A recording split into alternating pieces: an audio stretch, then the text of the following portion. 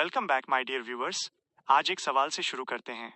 अगर अंधेरा सिर्फ रोशनी की कमी नहीं हो, बल्कि एक चीज जो तुम्हें चुप कर दे, सुला दे और भुला दे, तो क्या तुम उसे डार्क कहोगे? सोचो, रात हो, बिल्कुल शांत, इतनी शांत कि तुम्हारी सांस भी आवाज लगे, और उस साइलेंस में कोई तुम्हें देख रहा हो। Welcome to darkness pathway. और इस पाथवे का सबसे बड़ा, सबसे पुराना नाम एवरनाइट गॉडेस अमानिसिस। बाकी पाथवेज डरते हैं, डेथ से, केओस से, मैडनेस से। डार्कनेस पाथवे डराता नहीं, वो चुप करा देता है।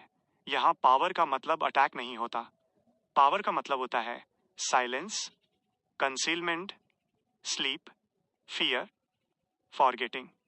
एवरनाइट गॉडेस ने दुनिया को रूल तलवार से नहीं किया, उसने दुनिया को सुला दिया।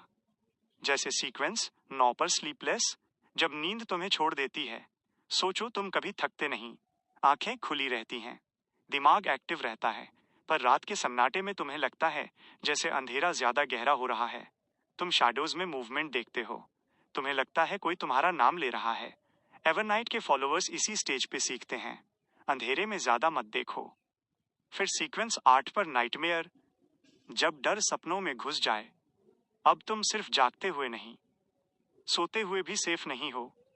तुम लोगों के सपनों में घुस सकते हो, उनके डर को शेप दे सकते हो, और कभी कभी तुम खुद किसी और के नाइटमेयर में फंस जाते हो।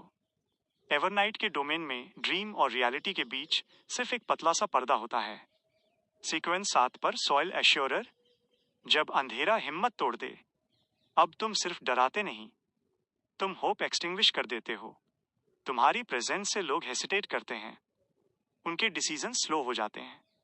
जैसे रात के वक्त अकेला चलने का डर, एवरनाइट गॉडेस का इन्फ्लुएंस इसी तरह का था। लाउड नहीं, लेकिन अनअवॉइडेबल। सीक्वेंस 6 पर नाइट वॉचर, जब तुम अंधेरे के गार्डियन बन जाओ, अब तुम अंधेरे से छुपते नहीं, तुम अंधेरे में काम करते हो, तुम शैडो के थ्रू मूव करते हो, तुम देखे बिना देखते हो। चर्च ऑफ एवरनाइट के नाइट वॉचर्स इसी लेवल पे समझते हैं, रात का काम दिन के लोग नहीं कर सकते, साइलेंस तुम्हारा वेपन होता है। सीक्वेंस 5 पर स्पिरिट वॉरलॉक, जब डेथ और स्लीप मिल जाए, अब डार्कनेस सिर्फ फिजिकल नहीं रहती, तुम स्पिरिट्स को सुला सकते हो, तुम रेस्टलेस सोल्स को शांत कर सकते हो। एवरनाइट गॉडेस का सबसे बड़ा गिफ्ट मर्सी, जहां डेथ पाथवे क्रश करता है, डार्कनेस पाथवे सूद करता है। इसलिए अमानिसिस को गॉडेस ऑफ ट्रैंक्विलिटी भी कहा जाता है। सीक्वेंस 4 पर नाइट आधा स पर एक्टार, जब तुम खुद शैडो बन जाओ, अब तुम्हारा होना और ना होना एक जैसा लगने लगता है। तुम दिखते नहीं, महसूस होते हो।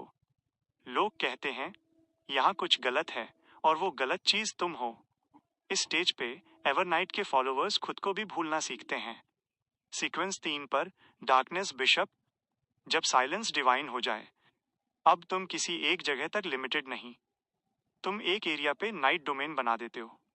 आवाजें घुट जाती हैं, लाइट वीक पड़ जाती है।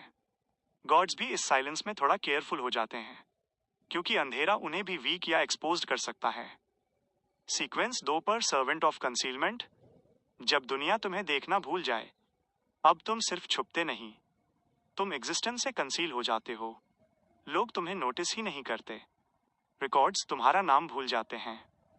और ये पावर डायरेक्टली एवरनाइट गॉडेस से आती है। अमानिसिस ने इसी पावर से खुद को और दुनिया को आउटर डिएटीज से बचाया।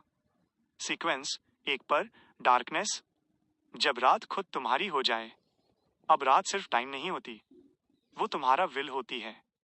तुम बोलते हो और नींद आ जाती है, तुम चाहते हो और यादें धुंधली हो जाती हैं। इस स्टेज पे एवरनाइट गॉडेस पूरे कंट्रोल में थी, साइलेंट काम अनस्टॉपेबल। और फाइनली सीक्वेंस 0 एवरनाइट, जब अंधेरा मां बन जाए। अमानिसिस सिर्फ डार्कनेस नहीं है, वो स्लीप है, वो फॉरगेटिंग है, वो कंफर्ट है। जब दुनिया मैडनेस से भर जाती है, एवरनाइट उसे सुला देती है। लोग कहते हैं अंधेरा डरावना होता है, लेकिन कभी सोचा है माँ भी तो लाइट्स ऑफ करके ही सुलाती है। अब सोचो, अगर तुम दुनिया को शोर से नहीं, साइलेंस से कंट्रोल कर सको, तो क्या तुम डार्कनेस पाथवे चूज करोगे, या तुम रोशनी में रह के अंधेरे से डरते रहोगे? अगर नरेशन सुन के तुम्हें शांति और डर दोनों फील हुए हो, तो समझ लो डार्कनेस समझ आ गया। लाइक दबाओ, सब्सक्राइब कर लो।